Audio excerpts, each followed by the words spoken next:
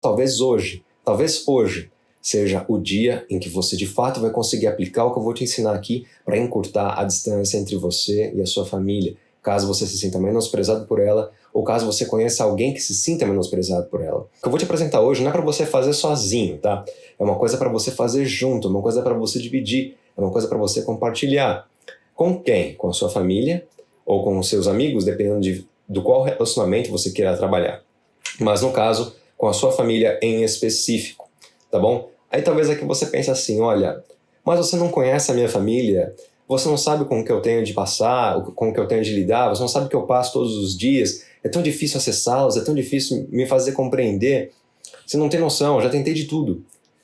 Eu reconheço esse tipo de coisa, tá? Porque esses tipos de dores, esses tipos de situações, acho que todos nós já passamos, pelo menos uma vez na vida. Eu também já me encontrei assim uma vez. No entanto, em todas as ocasiões em que nós tenhamos pelo menos um pouquinho de esperança, às vezes é aquela conversa naquele dia em específico que vira a chave, que faz a diferença. Então, é aquela questão de você não abandonar o navio, você não desistir. Às vezes é aquele dia, aquela conversa, mas eu já conversei 1000 vezes com a pessoa. Às vezes é a 1000ª que vai fazer a virada de chave. É o jeito de falar, o jeito de se colocar, o como está a pessoa naquele dia, o próprio como você está naquele dia, como está a sua energia, como está a energia do outro. Uma série de coisas pode acontecer. Então, talvez hoje seja o dia em que você de fato vai conseguir aplicar o que eu vou te ensinar aqui para encurtar a distância entre você e a sua família, caso você se sinta menosprezado por ela ou caso você conheça alguém que se sinta menosprezado por ela. Então, antes de nós começarmos, antes de mais nada, eu renovo aqui o convite para que você já compartilhe essa live, já compartilhe esse encontro com a pessoa da família com a qual você mais tenha dificuldade ou com algum amigo seu que você também queira beneficiar. Caso não seja possível você fazer isso, então tomar atenção redobrada ou quadruplicada, dependendo do tamanho da sua família, para que você aprenda tudo e depois com eles você consiga repetir o que eu vou te ensinar aqui. O que eu vou te ensinar aqui, repetindo apenas, só para reforço, para vocês que chegaram depois também, pegarem a sacada. O que eu vou ensinar aqui para vocês é como você consegue encurtar a sua distância, a distância entre você e a sua família, caso você se sinta menosprezado por ela. Tá bom? Então, vamos lá. Como eu falei para vocês mais cedo, fiz várias anotações aqui. Já falei que não é para você fazer essa prática sozinho, procurar fazer junto. E o que eu vou apresentar aqui para vocês é o seguinte. Antes de vocês esperarem resultados maravilhosos, monumentais, muito rapidamente, o que eu preciso me fazer entender aqui é o seguinte. Eu vou apresentar para vocês como vocês podem arar o terreno, como vocês vão preparar a terra e quais sementes vocês vão escolher para colocar nessa terra. Por sementes que eu estou falando aqui é o seguinte, depois que a gente preparar a terra com o que eu vou te ensinar nessa aula, quais sementes vocês vão querer colocar no relacionamento de vocês? Sementes de amor, compreensão, carinho, cumplicidade, perdão, auto-perdão. Eu sinto culpa, eu sinto vergonha. Como é que eu posso tratar isso? Que semente que eu posso colocar no meu relacionamento? Semente do perdão, por exemplo. Semente do arrependimento verdadeiro. Esse tipo de coisa. Todas essas sementes você vai conseguir escolher. Eu vou te apresentar como escolher essas sementes no nosso passo, nosso pequeno passo, para que você aplique isso em prática, para que você faça isso acontecer, para que a sua família seja transformada, verdadeiramente transformada. Que a distância entre vocês seja encurtada, seja diminuída, o relacionamento de vocês prospere, fique maravilhoso. Talvez um dia você já tenha tido esse relacionamento dentro de casa. Poxa vida, um dia minha família foi tão feliz. O que aconteceu com esse dia? Hoje, nesse nosso encontro aqui, eu vou te ensinar um meio de você encurtar a distância entre vocês e a família ficar legal de novo. Tá bom? E repetindo, não é uma coisa para você fazer sozinho, uma coisa para você fazer junto. Tá bom? Então, presta atenção no que eu vou te ensinar e compartilha com eles o quanto você conseguir se lembrar ao máximo possível e já compartilha essa live. Maravilha! Para começar, eu gostaria de compartilhar com vocês, eu pensei em várias coisas, certo? De pessoas que aplicaram isso daqui que eu vou mostrar para vocês e quais benefícios elas tiveram. Eu pensei em várias histórias reais, histórias de pessoas que eu conheci ou que eu li a respeito, ou às vezes pessoas famosas que todo mundo conhece. Mas eu pensei o seguinte, olha, em vez de eu compartilhar mais de uma história com eles, né, com vocês todos, eu vou compartilhar apenas uma história com vocês, só uma história. Só que essa história, ela entrelaça várias vidas. São várias vidas porque é uma família muito grande e de várias eras, vários momentos, várias gerações. E nessa história aqui, vocês vão perceber como eles se relacionaram entre si, como é que estava a distância, a proximidade entre uns e outros, como isso impactou a vida de um, como isso impactou a vida do outro, enfim, esse tipo de coisa, tá? E só para a gente reforçar um detalhe aqui, tá? Às vezes nós esperamos que a pessoa do nosso convívio familiar perceba que ela está fazendo alguma coisa errada. Eu vou esperar que a pessoa se toque, eu vou esperar que a pessoa se ligue, eu vou esperar ela perceber que a vida bate. Da mesma forma que hoje ela está me fazendo mal, amanhã vai devolver alguém para ela a mesma dor que eu estou sentindo. Olha, tem um desenho, não sei se você conhece, esse desenho chama Tom e Jerry, tá? Tem um pedaço desse desenho em que o gato Tom, ele pega uma espingarda e coloca no buraco do rato. Quando ele faz isso para tentar acertar o rato, a espingarda sai do outro lado e fica apontando para ele. E aí quando ele dispara, em vez de acertar o rato, ele acerta ele mesmo. Em psicologia, existe uma lei chamada Lei do Efeito Reverso. Ela trabalha da mesma forma. Por outras palavras, às vezes, quando nós queremos tentar atingir um objetivo, se nós fazemos algumas escolhas equivocadas, o tiro sai pela culatra. É como se fosse assim, o feitiço vira contra o feiticeiro. Então quando a gente espera que o outro aprenda por si mesmo, que o outro aprenda pela dor, eu vou ficar quieto, eu já falei demais com essa pessoa, ela já não vai mudar, a vida vai ensinar. Às vezes, quando nós agimos assim, aquela pessoa acaba indo pelo caminho errado de fato, ela sai dos trilhos. Às vezes um filho, uma filha, para chamar a atenção do pai, já não sabe mais o que fazer, acaba fazendo uma besteira, acaba abreviando a vida. Nós temos tido, nos últimos 20 anos, um número crescente de suicídios. Isso daí as pessoas falam, putz, veio do nada. Mas fulano ou fulana era tão feliz, era tão leve, era tão risonho. Por que aconteceu isso? Justamente por delegar, por empurrar com a barriga. A vida vai ensinar, a vida vai acontecer, eu não consigo mais me comunicar, então acontece esse tipo de coisa, que é a lei do efeito reverso. A gente acha que a vida vai ensinar, só que o que mais das vezes acontece é a vida ensina cada um da sua forma e cada um supera ou não supera o aprendizado da própria forma. Então, para isso não acontecer, enfim, é por isso que eu estou apresentando esse caminho para vocês aqui. E esse caminho ele começa com uma história que entrelaça várias vidas. Essa história ela aconteceu mais ou menos em 1930 nos Estados Unidos, tá? Talvez seja um pouco mais para trás, tipo 1920, por aí, tá? E como é que foi essa história? Nos Estados Unidos, no estado da Califórnia, tinha uma faculdade lá, Faculdade de Medicina da Califórnia, e vários estudantes jovenzinhos, cheios de ideias na cabeça, vamos modificar um monte de coisa, a gente vai curar um monte de coisa, a gente vai descobrir um monte de coisa e tal. E um desses estudantes jovenzinhos falou assim, olha, eu acho que tem que curar aquilo que tem cura. A partir do momento em que a pessoa está muito mal das pernas, não tem conversa, a gente tem que aplicar a eutanásia e ponto final. Aí a gente pega a nossa energia, pega o nosso conhecimento e trata de quem tem chance de ser tratado. O resto, eutanásia neles. E isso daí na faculdade, naquela época, era uma novidade, mas ele era ferrenho na convicção dele de aplicar a eutanásia em quem, segundo ele, e segundo a ciência da época dele, segundo a medicina da época dele, já não tivesse mais salvação, já não tivesse mais o que fazer. Conforme eu tô falando essas histórias aqui, procura pensar em como isso faz sentido na sua vida. Às vezes nós achamos que um determinado relacionamento não tem mais conserto, não tem mais o que fazer. Então o que a gente faz? A gente vai lá e aniquila o relacionamento. Acabou, eu termino com você. Ou no caso de um filho e um pai, eu não quero mais saber de você, você não é mais o meu filho, você não é mais a minha filha, você não é mais o meu pai. Esse tipo de coisa acontece também no relacionamento. As pessoas, voluntária ou involuntariamente, conscientemente ou não, acabam fazendo eutanásia do próprio relacionamento. Ah, não tem mais como salvar isso daqui? Abre mão. Só que às vezes bastava apenas uma palavra. Uma palavra. Eu sei que pode parecer muito pequeno para ser verdade, tá? Mas às vezes é uma palavra que aproxima a família de novo. Uma palavra. Isso não sou eu que estou dizendo, tá? A Universidade Thomas Jefferson, nos Estados Unidos, também conseguiu demonstrar isso de uma palavra. A palavra que vira a chave, que vira o jogo, que faz a diferença. E essa palavra é uma palavra que você colhe de um poema. Isso a Universidade Thomas Jefferson também conseguiu demonstrar, e é isso que eu vou compartilhar com você aqui hoje. Agora, voltando à história aqui desse nosso jovem médico na Universidade da Califórnia. Falando bastante de eutanásia, né, de matar a pessoa quando ele a achasse ou quando a medicina do tempo dele achasse que não tivesse mais cura.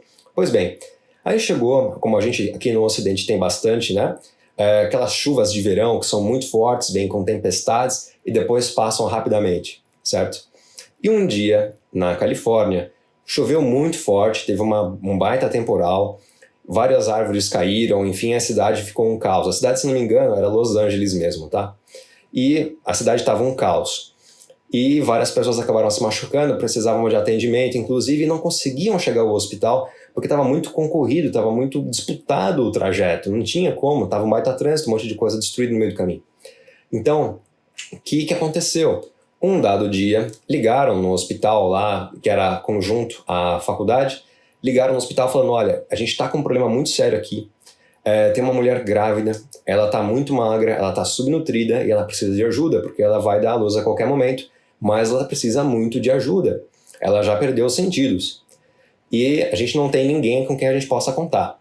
Quem ligou tinha sido a mãe da mulher que estava grávida, tá? E a mãe da mulher que estava grávida queria que a filha, né, desistisse da gravidez logo, porque segundo a mãe, não tinha mais o que fazer. Mais uma pessoa que também pensava que, olha, não tem mais o que fazer, abre mão e vai embora, certo? Pois bem, mas esse médico falou, ele acabou sendo convocado, né, para essa tarefa, e falou assim, tudo bem, eu vou para esse lugar onde está essa parturiente, eu vou dar o atendimento, vou fazer o meu melhor possível para ajudar ela a ter o neném.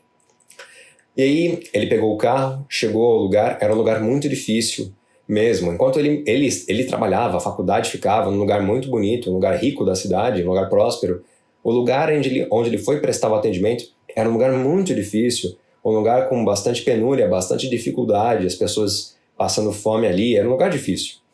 Aí ele chegou lá, era o terceiro andar daquela construção, ele chegou à construção e era aquele tipo de construção que só tem o tijolo do lado de fora, sabe? Não tem um acabamento nem nada. Aqui no Brasil a gente tem bastante disso.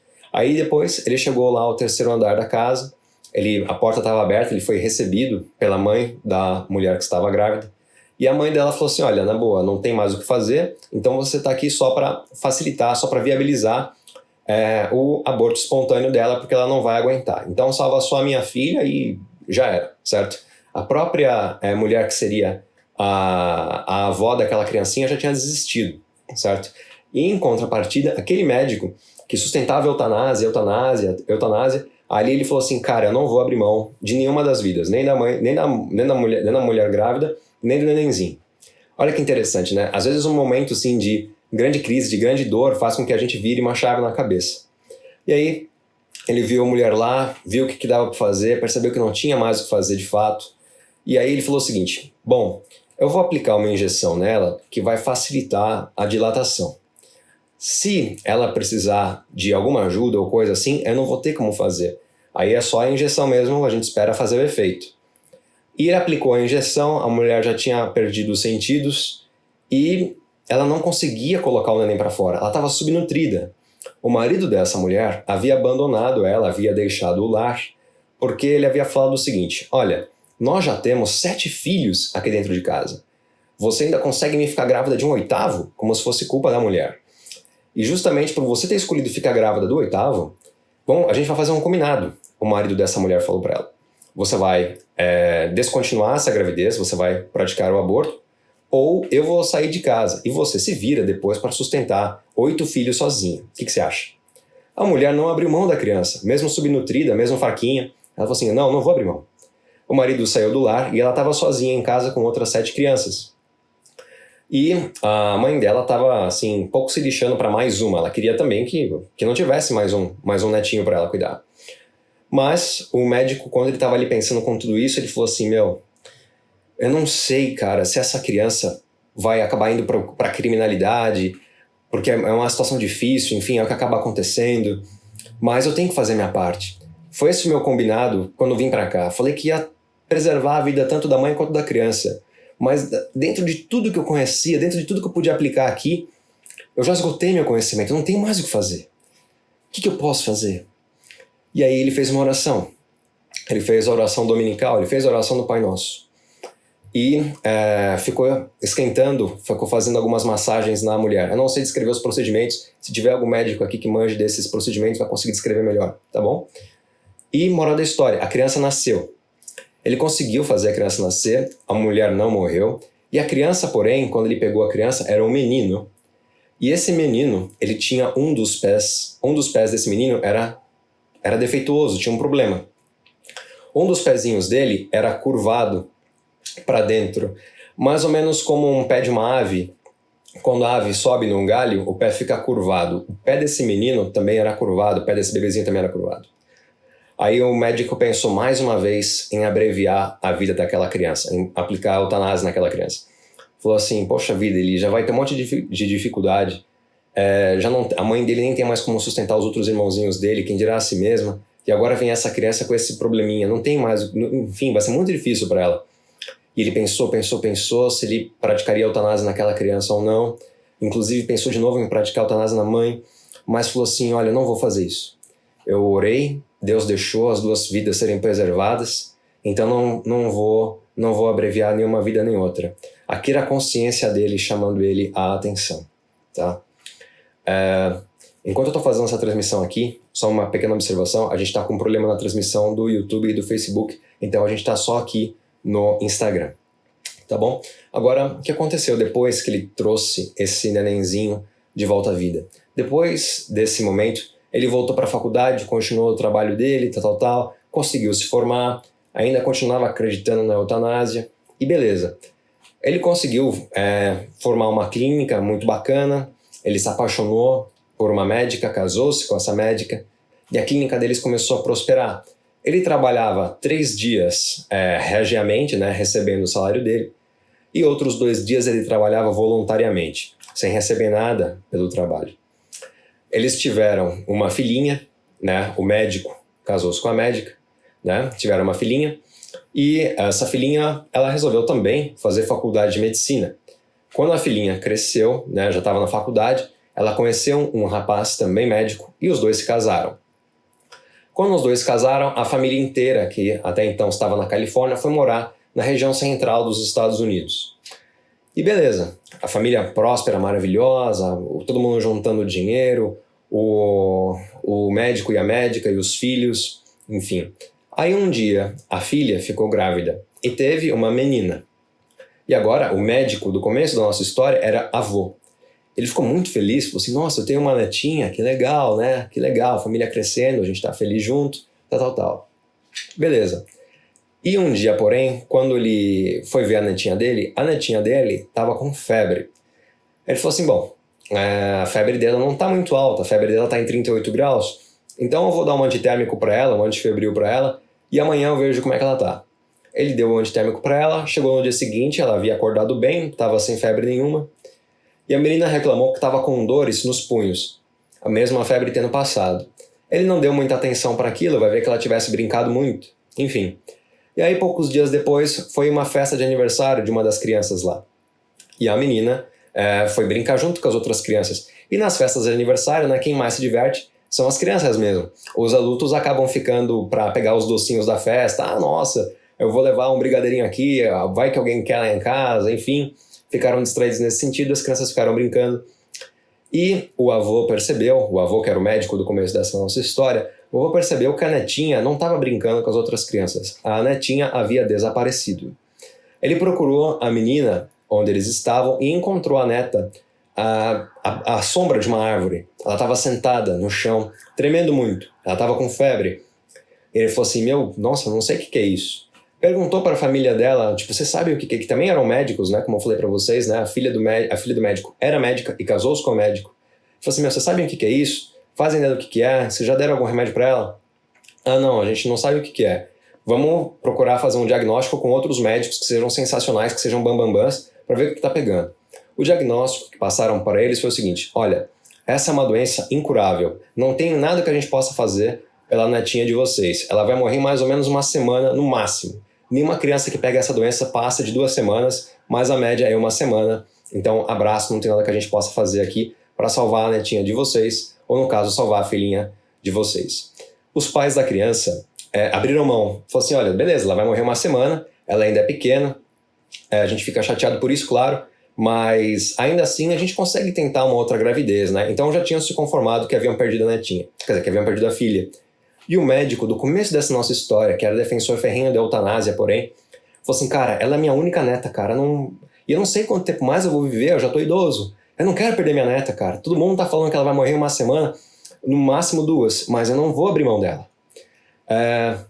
E aí ele foi atrás de um médico que era top nesse assunto, que ficava em Nova York, do outro lado dos Estados Unidos. Eles estavam na Califórnia, foram para Nova York. Eles foram do oeste, no caso o avô foi com a neta, né? Do oeste para o leste dos Estados Unidos. Chegando em Nova York, o médico conversou com a menina, falou assim, olha, a gente vai fazer uns breves exames aqui com você vai sentir só um pouco de dor, porque ela estava com muitas dores nas articulações, estava até com manchas nas articulações, mas depois você vai voltar a correr, você vai voltar a brincar, você vai voltar a se divertir. Aí ele examinou a netinha do médico lá e pediu para a menina aguardar numa outra sala enquanto ele conversava com o avô. Até então, só o avô estava apoiando a menina, a própria família havia abandonado a menina, havia se conformado com aquela situação, mesmo sendo todos de médicos. E aí ele falou assim, olha, senhor é o avô da menina, né, vou ser bem sincero com você, sobretudo porque você também é médico, e assim, a neta do senhor vai morrer, não tem nada que a gente possa fazer, enfim, se eu não sei como curar a netinha do senhor, é porque não existe um método para curá-la, não tenho o que fazer, a netinha do senhor vai partir mesmo, não tenho o que fazer. Então, meu maior conselho é que você incentive a sua filha e o seu genro a terem uma outra gravidez, a tentarem uma outra gravidez, para que assim a dor de vocês passe logo, tá bom? É só isso que eu posso dizer. E o avô, ele não podia demonstrar que ele estava abalado frente à netinha, ele não podia chorar nem nada, então ele segurou aquilo para ele e falou assim, bom, então você poderia, já que você não sabe, mas eu não quero perder essa menina, você não tem nada para indicar, nada. Ele falou assim, bom, esse médico de Nova York falou, eu tenho um professor, que ele também é lendário nisso, só que ele fica na Alemanha. E a viagem nessa época, no início dos anos 30 mais ou menos, demorava uns 3 dias para ir dos Estados Unidos até a Alemanha. Demorava uns 3 dias. Mas até lá pode ser que a sua neta, né, parta. Ah, não tem problema, não, a gente já tem, ela já vai partir de qualquer jeito, como o senhor falou, então são 3 dias que podem salvar a vida dela. Pode ser, não sei, não dá para garantir nada. Eles foram para a Alemanha, o avô e a neta. Chegando na Alemanha, encontraram um médico que o cara de Nova York havia indicado. A menina passou por novos exames de novo. Novamente foi alimentada com algumas esperanças, você vai voltar a brincar de novo, etc. Mas o médico alemão falou, olha, não tem o que a gente possa fazer. Mais ou menos 1 em cada 1 milhão de crianças é acometida dessa doença e não tem uma cura para isso, tá? Não tem o que fazer. Então, enfim, já está quase batendo 1 semana que vocês perceberam esse problema. Então é isso, né? Não tem o que a gente possa fazer, né? Médico não é mágico, o senhor sabe disso, o senhor também é médico. Aí o avô insistiu mais um pouco com esse médico da Alemanha. Mas você não conhece ninguém? Ninguém? Essa aqui é a última porta mesmo? Não tem ninguém que possa ajudar a gente? Aí ele falou assim, bom, tem um médico nos Estados Unidos que ele é excêntrico pra caramba. É muito difícil de falar com ele, mas se o senhor souber falar com ele com um jeitinho, ele vai atender o senhor e a neta do senhor. Então, recomendo que o senhor procure. Ele atende por médico coxo. Foi esse o nome que passou para ele. E foi ao local. Ele voltou da Alemanha, voltou para os Estados Unidos. Aí chegou na região dos Estados Unidos em que aquele médico se encontrava. Era uma região paupérrima. A clínica dele era de madeira e o telhado, as telhas, eram de um metal, semelhante ao que a gente conhece por amianto. Talvez fosse amianto, talvez não fosse. Essa informação eu não tenho. E aí, quando ele foi atendido pelo médico, esse médico tinha várias crianças lá, diversas famílias, quase assim, sem esperança, famílias assim, bastante acabadas estavam lá, cheias de crianças. E aí esse avô com a netinha entrou lá, com a netinha no colo, a netinha mal conseguia se movimentar, sentia muita dor. E trouxe ao médico, falou assim, o senhor poderia dar uma olhada na minha neta? Aí ele falou assim, pois bem, qual que é o problema? Ele explicou o problema, falou que a menina sentia febre, dores nas articulações, as articulações estavam com manchas, enfim, a menina gemia de dor e tremia muito de dor também. O médico conversou com a menina, falou assim, olha, você gosta de subir naquelas escadas que se movimentam sozinhas? Naquela época era novidade escada rolante. O que você acha de voltar a fazer isso de novo? E a menina ficou um pouco mais distraída e ele começou a apertar as articulações da menina, falando para ela o seguinte, olha, essa vai ser a última vez que... Eu sei que você já passou por esse exame antes, mas essa vai ser a última vez que alguém aperta as suas articulações assim, vai ser a última vez que você vai sentir dor assim. Então, seja um pouco paciente, a gente acaba logo esse exame aqui. Foi tranquilizando a menina, papapá. E aí quando acabou o exame, esse médico foi falar com o avô da menina. Falou assim, olha, você sabe qual é a doença? É uma doença que não tem cura. No entanto, aqui nós temos uma vacina que é experimental. A gente só testou, por enquanto, em camundongos, primatas e não lembro qual era o outro animal que ele tinha falado. E com eles, deu um resultado positivo na maioria das vezes. Eu não tenho autorização para testar em humanos.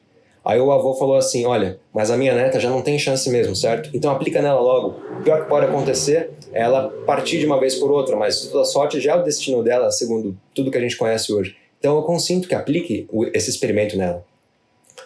Aí o médico falou assim, esse médico que falou que tinha a vacina, falou assim, bom, eu entendo, eu vou aplicar, mas antes, o avô falou, mas antes de você aplicar, eu queria saber por que você só atende criança aqui, por que só tem criança aqui?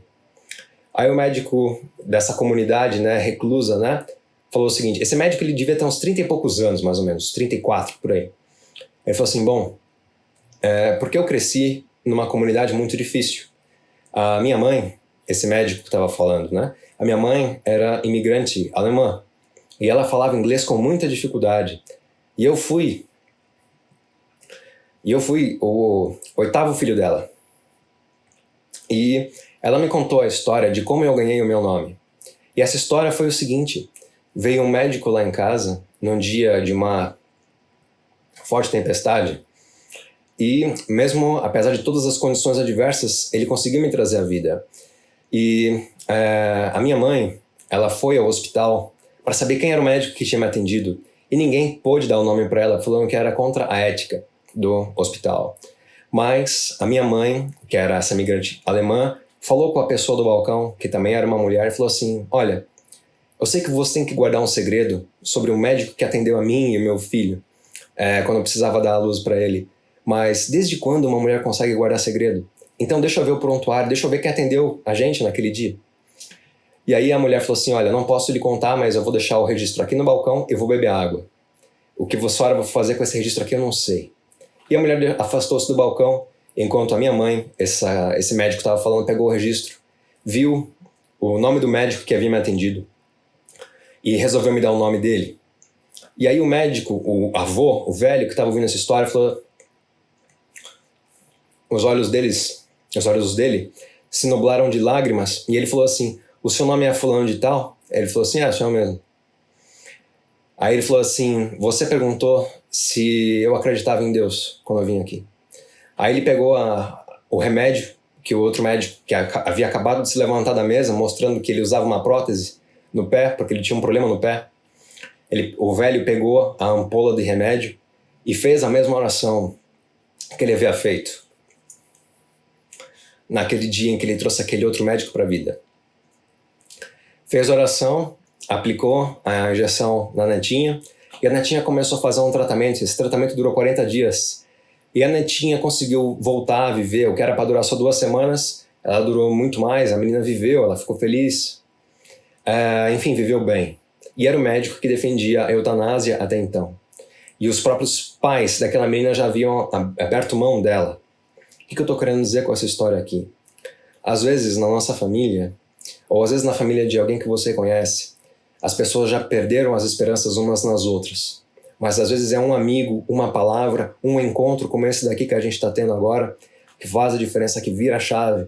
Às vezes nós pensamos, mas eu já tentei de tudo, mas você não conhece a minha família, mas você não sabe com o que eu tenho de lidar todos os dias. Tudo bem, mas às vezes é uma palavra, um elemento, alguém de fora, esse encontro aqui, por exemplo, que vira uma chave, que faz a diferença. E como no caso do médico que defendia a eutanásia, e aí no final da vida dele, poxa vida, ele foi o que mais brigou pela vida daquela neta dele. Às vezes é a mesma coisa que acontece conosco. Tem uma história muito curta, uma fábula muito curta, que é o seguinte, presta atenção nisso daqui. Vinha um homem por uma ponte. Quando ele estava no meio da ponte, ele percebeu que adiante dele tinha um leopardo.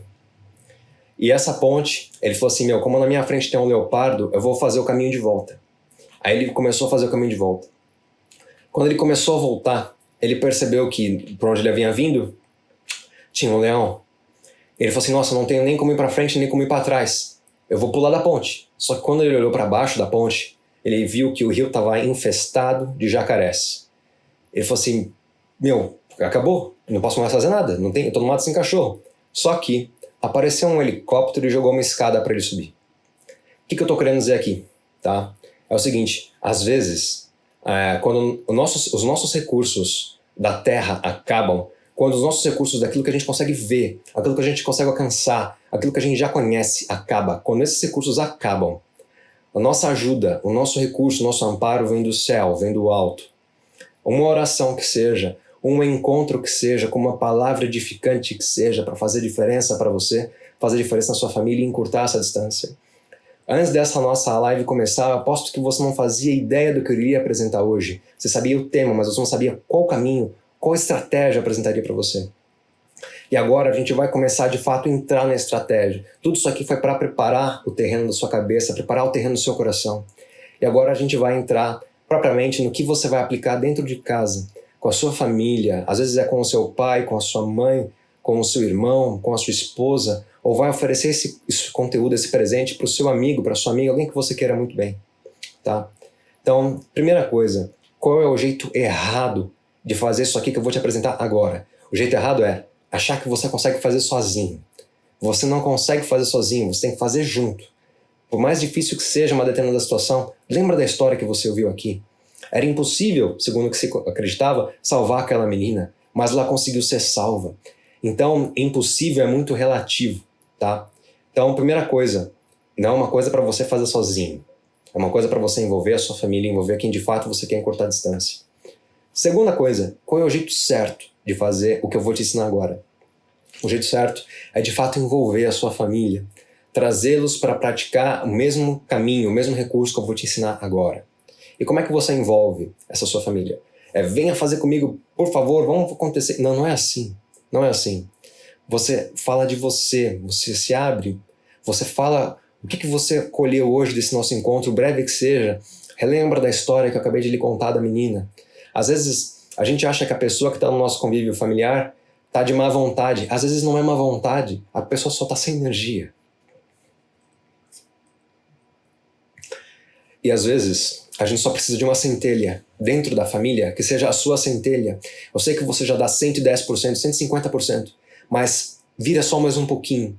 Às vezes esse só mais um pouquinho que vira no outro também. E agora vem o que eu quero lhe apresentar. Como é que você vai encurtar a distância entre você e a sua família, entre você e o seu convívio familiar, entre você e com quem você queira fazer diferença? Ou como é que você vai oferecer isso daqui para algum amigo seu que você sabe que está passando por uma situação como essa? O que você vai fazer? Ou mesmo psicólogo ou psicóloga que esteja assistindo aqui o conteúdo, não sabe mais o que fazer para reaproximar uma família, você acha que já tentou de tudo. Tenta o que eu vou te ensinar agora, tá bom? O que você vai fazer? Aqui no canal do YouTube, se você está assistindo pelo Instagram ou se você está assistindo pelo Facebook, entra no meu canal do YouTube, Ulisses Aguiar. Lá tem uma playlist chamada Poemas de Presente. Nessa playlist Poemas de Presente, você vai encontrar atualmente uns 35 poemas. O que eu quero lhe indicar aqui são apenas 6 poemas, talvez 7. 7 poemas, para que vocês vejam. Como é que vai funcionar isso daqui? Antes de você começar, antes de qualquer coisa, o que você vai fazer? Você vai pegar uma folha de papel ou um caderno que seja. Você e a pessoa da família ou todos os membros do convívio familiar vão pegar uma folha de papel, vão pegar um caderno, cada um pega o seu, cada um pega a sua, e vão escrever naquela folha de papel o que ele quer esperar do relacionamento da família. Poxa, eu quero ser ouvido, eu sinto falta de passear mais com o papai, eu sinto falta de passear mais com a mamãe, eu sinto falta de ver um filme com o meu marido, eu sinto falta de ver um filme com a minha esposa, eu sinto falta de ser desejado, eu sinto falta de ser procurada na cama, sinto falta de fazer um passeio diferente, sinto falta de quando ele ou quando ela preparava alguma coisa diferente para mim. Vocês vão, cada um no seu papel, cada um no seu caderno, vão escrever o que vocês desejam do relacionamento. E vocês também vão escrever, na folha de papel que cada um vai ter, o que vocês esperam de si para o relacionamento. Eu gostaria de ter mais energia, eu sinto falta de quando eu chegava do trabalho feliz, contente, e ainda tinha energia para brincar com os meus filhos, e depois namorar um pouco com a minha esposa, namorar um pouco com meu marido. Você vai escrever isso no seu papel, você vai escrever isso no seu caderno. Essa é a primeira etapa. Escrever como você quer que o relacionamento passe a ser. Permita-se sonhar. Esse é o primeiro momento e o céu é o limite, tá? Eu gostaria de... Não, mas será que eu posso colocar? Você pode. Coloca isso no papel. Esse papel ninguém vai ver além de você, só você vai ter acesso. Então põe num lugar em que só você sabe onde está, depois que você acabar. Ou se for um lugar em que você não consiga esconder do outro, enfim, fala para o outro que da mesma forma que você vai respeitar o papel dele, ele também vai respeitar o seu papel. Tá? Ninguém vai ver o do outro. Esse é a primeira etapa. Tá? Eu falei que era um pequeno passo que eu iria apresentar para vocês, mas não queria apresentar um pequeno passo. Eu queria apresentar de fato uma coisa que transformasse o relacionamento entre você e os seus familiares. Então eu estou entregando uma coisa de altíssimo valor aqui e eu realmente espero que você coloque em prática. Então, primeira etapa é colocar isso no papel, colocar isso no caderno. Segunda etapa, o que você vai fazer? Minha playlist no YouTube, Poemas de Presente. Você vai ver um desses 7 poemas que eu vou lhe passar agora. Esses 7 poemas, cada um desses poemas tem um número, tá? Tem, por exemplo, poema 1, poema 2, cada um tem um número. Eu vou te passar 7 números. Então anota esses 7 números para não esquecer. Você vai procurar esses poemas na minha playlist e você vai ver esses 7 poemas, cada um dos 7 poemas. Então, vou passar para o primeiro número. Opa, perdão, meu celular está caindo aqui um pouquinho. Perdão, já arrumei aqui. Perdão. Então, o primeiro poema que você vai procurar lá. O primeiro poema que você vai procurar lá nessa playlist de Poemas de Presente é o poema 4. O segundo poema que você vai procurar é o poema 44. O terceiro poema que você vai procurar é o poema 50. Quarto poema que você vai procurar, poema 55. Quinto poema que você vai procurar, poema 99. Próximo poema que você vai procurar, poema 101. E o último poema que você vai procurar é o poema 104. Então eu vou repetir o número dos poemas que você vai procurar na minha playlist de Poemas de Presente. Primeiro poema, poema 4. Segundo poema, poema 44. Terceiro poema, poema 50. Quarto poema é o poema 55. Quinto poema, poema 99. Próximo poema é o poema 101. E o último poema é o poema 104.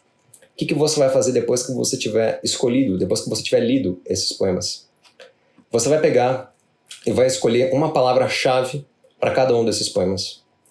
E vai oferecer apenas um desses poemas para o seu relacionamento. Quando você oferecer esse poema para o seu relacionamento, você vai justificar por que você está oferecendo aquele poema para o seu relacionamento.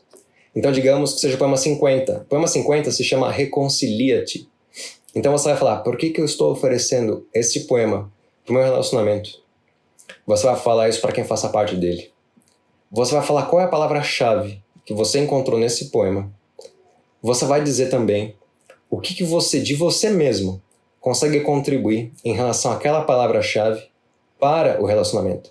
Então, digamos que o poema Reconcilia-te, depois que você já tenha apresentado o poema à sua família, você pode ler o poema, tá? Leia o poema à sua família. Você vai pegar, por exemplo, uma palavra-chave dele. Digamos que a palavra-chave que você tenha relacionado seja arrependimento. Aí você vai falar assim para sua família, a palavra-chave que eu encontrei é arrependimento, e o que eu ofereço de mim mesmo ao relacionamento, à nossa família, é aprender a perdoar. Eu vou perdoar o meu erro com você. Às vezes as falhas que eu nem sei que tenho, só você vai falar para quem você está conversando. Só você sabe que eu errei com você. Então eu peço perdão. E ao mesmo tempo, eu me comprometo a me perdoar, a te perdoar também pelo aquilo que você fez a mim. Esse é o meu compromisso contigo. E todos os dias você vai se lembrar do seu compromisso com a sua família. Isso não é uma coisa que você vai fazer num dia, numa reunião familiar e acabou. Não. Você vai fazer todos os dias por merecer o compromisso, por honrar o compromisso que você tiver firmado com a sua família e com você mesmo. No caso do poema Reconcilia-te, a palavra-chave foi arrependimento, nesse nosso exemplo hipotético, e o compromisso firmado com a família foi de perdoar e aprender a perdoar. Digamos que o poema tenha sido o poema 104. O poema 104 se chama Homem de Amor. Esse foi o poema que você quer oferecer à sua família. Qual a palavra-chave que você encontrou aqui, por exemplo? A palavra-chave que eu encontrei foi Jesus, nesse caso. Estou dando um exemplo hipotético. E o que eu me comprometo de oferecer desse poema para minha família, de mim mesmo para minha família, é que nós precisamos encontrar um momento no nosso dia para que possamos fazer ao menos uma oração juntos. Uma oração juntos. Não uma oração sozinho, cada um no canto da casa, cada um faz do jeito que... Não. É todos juntos, um momento no dia. Esse é o compromisso que a gente vai estabelecer em razão desse poema. É o que a gente está oferecendo, o que eu estou oferecendo que eu estou propondo de mim para o nosso relacionamento. Depois de 15 dias que vocês estiverem nesse sistema de uma palavra e um compromisso e um poema de presente um para o outro, depois de 15 dias, vocês abram o papel em que vocês notaram, o que vocês desejam, o que vocês desejavam para o relacionamento de vocês. Se vocês fizerem direitinho esse caminho que eu apresentei aqui para vocês, eu não tenho dúvida que o resultado que a sua família vai ter, que a distância entre você e a sua família vai ser substancialmente encurtada, o relacionamento vai ficar muito melhor. Eu não tenho dúvida. E eu te peço somente para que depois dos 15 dias, você deixe um comentário em alguma mídia social minha, Facebook, YouTube, Instagram, tanto faz. Só para você me deixar saber como esse caminho fez a diferença entre você e sua família. Se você for psicólogo e quiser aplicar isso na sua terapia, me deixa saber como foi também. Eu garanto, tenho certeza que vai fazer uma baita diferença. Tá bom? Realmente espero que vocês coloquem em prática. Isso é um baita presente. Eu espero que vocês tenham anotado. Eu não sei se alguém tem alguma pergunta ou coisa assim, antes da gente passar para o momento final desse nosso encontro, que é uma breve prece. A gente passou a trazer uma prece para esse nosso encontro aqui, para que assim nós possamos compartilhar e multiplicar energias positivas, enquanto mandamos a mensagem para o nosso próprio sistema, de que nós somos sim dignos de amar e sermos amados, e nós multiplicamos essas energias ao nosso redor também. Tá bom? Então vamos passar a prece de encerramento. Peço para que você fique em recolhimento também. Feche os olhos, procure pensar em quem você gostaria de impregnar com boas energias. Alguém que às vezes está esperando no hospital, alguém querido seu que está em outro estado esperando por você, que está com saudade sua. Às vezes alguém que está incomunicável, às vezes alguém que você perdeu e acha que não tem mais como conversar com essa pessoa, mas a oração alcança. Então, as pessoas a quem você quer bem, pense nessas pessoas, pense em você mesmo se beneficiando dessa prece também. Então eu te peço, humildemente, para que entre em recolhimento, feche os olhos, nossa prece é muito breve. Agradecemos a reunião de nós todos, as energias que multiplicamos de amor, de carinho, refazimento. Agradecemos a oportunidade dos amigos aqui, todos que conhecemos, todos que nos encontramos aqui, as pessoas presentes todas. E agora devolvemos uma parte do que recebemos para todos os países, especialmente o nosso, todas as famílias, especialmente aquelas em que os membros se encontram pensando que estão sozinhos, pensando em que ninguém se importa com eles ou com elas.